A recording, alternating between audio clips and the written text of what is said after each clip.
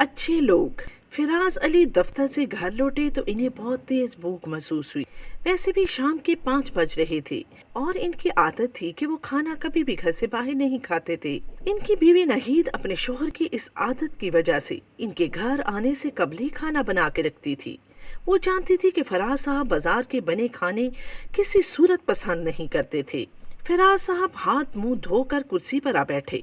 नहीद ने मेज पर खाना लगा दिया। खाने की खुशबू ने फराज को बता दिया कि आज इनकी बेगम ने इनकी पसंदीदा डिश कीमा करेले बनाई है। वाह भाई, आज तो तुमने दिल खुश कर दिया। बहुत दिनों से दिल कर रहा था कीमा करेले खाने को। ऐसा हो सकता है कि आपका दिल कुछ खाने को चाहे और मुझे खबर ना हो। हाँ जनाब, ये सच है। तुम्हें वाकई इल्म होता है कि आज मेरे दिल में किस चीज के खाने की ख्वाहिश है। अली अभी तक ट्यूशन से नहीं लौटा क्या? बस आने ही वाला होगा, कभी कभी कुछ देर भी हो जाती है।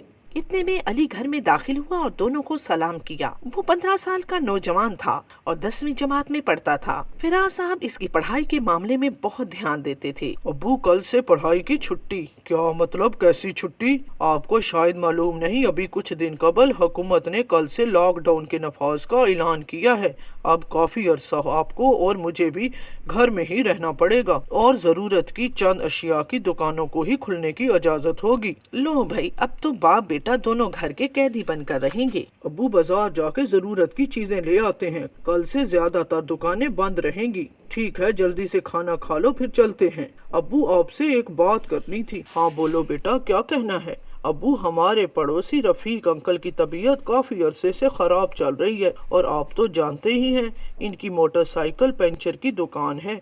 वो काफी दिनों से दुकान नहीं चला रहे और अब तो कोरोना वायरस की वजह से वैसे भी लॉकडाउन हो गया है। ना जाने इनके घर कुछ खाने को है भी या नहीं। फिराज साहब को मालूम था कि रफीक का बेटा जुनेद अली का क्लास फेलो है, इसी वजह से अली को इनके घर के मामलात का इल्म है। चलो ऐसा करते हैं कि अपने खरीद करदा राशन में से आधा रफीक भाई के घर दे आते हैं और कुछ पैसे भी इनके हाथ पर रखाते हैं। ये तो ठीक है अब्बू, मगर मसला ये है कि रफीक साहब इस तरह से मदद किए जाने को पसंद नहीं करेंगे। वो एक खुददार इंसान हैं। एक मर्तबा मैं एक मेडिकल स्टोर पर कुछ दवाएं खरीद रहा था। वहाँ रफीक अंकल भी खड़े थे और चंद दवाएं ले रहे थे। जब बिल बना तो कुछ रुपए कम पड़ गए। मैंने बकाया रुपयों की अदायगी के लिए बहुत जोर दिया, मगर रफीक अंकल ने कुछ देर के लिए भी मेरी तरफ से पैसों की अदायगी से इनकार कर दिया और कुछ दवाएं वापस कर दी। बात तो फिर तुम्हारी ठीक है।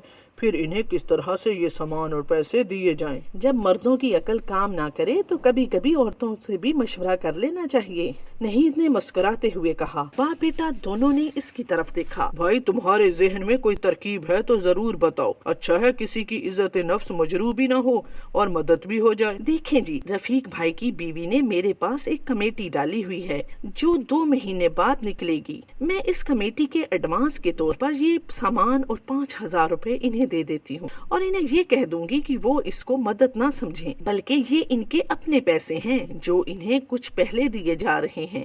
इस तरह वो शर्मिंदगी महसूस नहीं करेंगी। नहीद ने पूरी बात तफसील से बताई। वो तो ठीक है, लेकिन फिर हमने तो कुछ नहीं किया। फिर हम किस तरह नेकी कमाएंगे? देखें, हमारी यूं ही नेकी होगी कि किसी की मदद भी हो जाए और वो खुद को कमतर भी महसूस ना करे। अल्लाह ने चाहा तो कोई न कोई तरकीब सोचकर इन्हें बाद में पूरी कमेटी दे देंगे। अभी तो जो काम जरूरी है वो पहले कर लें। शाम को चाय पीते हुए फराज साहब, उनकी बेगम और बेटा तीनों बहुत खुश थे। उन्होंने बहुत एहसन तरीके से अपनी पड़ोसी की मदद की, इनकी इज्जत नफ्स मजरूह ना होने दी और इनकी मदद भी कर दी।